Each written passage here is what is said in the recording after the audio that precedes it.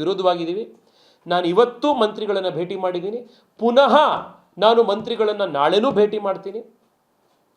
ಸೋಮವಾರ ಪಾರ್ಲಿಮೆಂಟ್ ಶುರು ಆದಮೇಲೆ ತಿರ್ಗಾ ಮಂತ್ರಿಗಳನ್ನು ಭೇಟಿ ಮಾಡಲಾಗತ್ತೆ.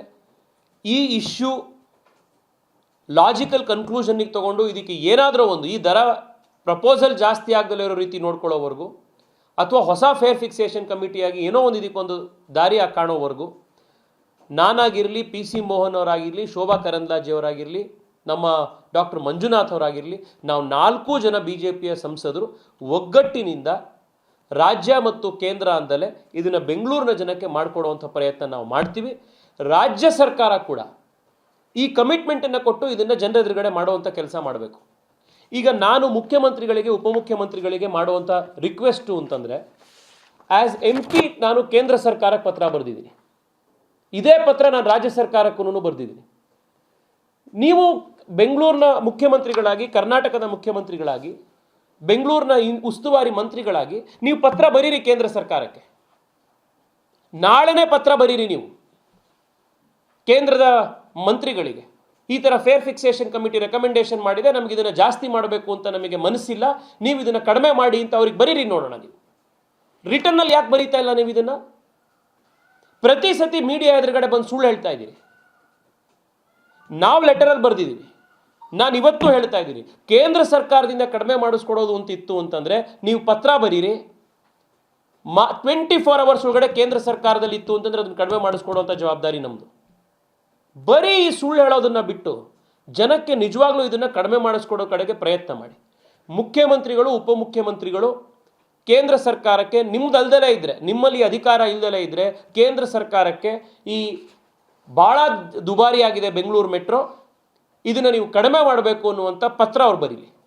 ಫೇರ್ ಫಿಕ್ಸೇಷನ್ ಕಮಿಟಿಯ ರೆಕಮೆಂಡೇಷನ್ಸನ್ನು ಚೇಂಜ್ ಮಾಡಿಸಿ ಅಂತ ಬರೀರಿ. ಹೊಸ ಫೇರ್ ಫಿಕ್ಸೇಷನ್ ಕಮಿಟಿಯನ್ನು ರಚನೆ ಮಾಡಿ ಅಂತ ಪತ್ರ ಬರೀರಿ. ನೀವು ಇದನ್ನು ಯಾವುದನ್ನು ಮಾಡದಲೇ ಈ ರೀತಿ ಸುಳ್ಳು ಹೇಳ್ತಾ ಇದ್ದರೆ ಜನ ಇದು ಏನು, ಯಾವ ರೀತಿ ಸುಳ್ಳು ಹೇಳ್ತಾ ಇದ್ದಾರೆ, ಇದರಲ್ಲಿ ಇರುವಂಥ ಹಿಪಾಕ್ರಸಿ ಏನು ಅನ್ನೋದು ಜನಕ್ಕೆ ಗೊತ್ತಾಗುತ್ತೆ. ನಾನು ಮುಖ್ಯಮಂತ್ರಿಗಳಲ್ಲಿ, ಉಪಮುಖ್ಯಮಂತ್ರಿಗಳಲ್ಲಿ ಆಗ್ರಹ ಮಾಡಿ ಕೇಂದ್ರ ಸರ್ಕಾರದಿಂದ ಏನು ಮಾಡಿಸ್ಬೇಕಾಗಿದೆ ಅದ್ರ ಕಡೆಗೆ ನಾವು ಮಾಡ್ತೀವಿ. ಇನ್ನು ರಾಜ್ಯ ಸರ್ಕಾರ ಇದಕ್ಕೆ ಮಾಡಬೇಕಾಗಿರೋ ಅಷ್ಟು ಕೆಲಸ ಮಾಡಬೇಕು ಅಂತ ಹೇಳಿ ಎಲ್ರಿಗೂ ನನ್ನ ನಮಸ್ಕಾರಗಳನ್ನು ತಿಳಿಸ್ತಾ ಇದ್ದೀನಿ. ಧನ್ಯವಾದ. ಸರ್, ಲಾಸ್ಟ್ ಟೈಮ್ ನೀವು ಕೋರ್ಟ್ ಮೆಟ್ಲೆತ್ತಿದ್ರಿ, ಏನೇನೋ ಪ್ರಯತ್ನಗಳಾದವು, ಅದು ಕೇವಲ ಒಂದು ಕಾನೂನು ಹೋರಾಟ ಅಂತೂ ಆಯ್ತು, ಬಟ್ ಅಲ್ಲಿಗೆ ನಿಂತೋಯ್ತು. ಬಿಜೆಪಿ ಬರೀ ಈ ಸ್ಟೇಟ್ಮೆಂಟ್, ಸೋಷಿಯಲ್ ಮೀಡಿಯಾ ಸ್ಟೇಟ್ಮೆಂಟ್ ಗಳಿಗೆ ಸೀಮಿತ ಆಗ್ತಾ ಇದೆ.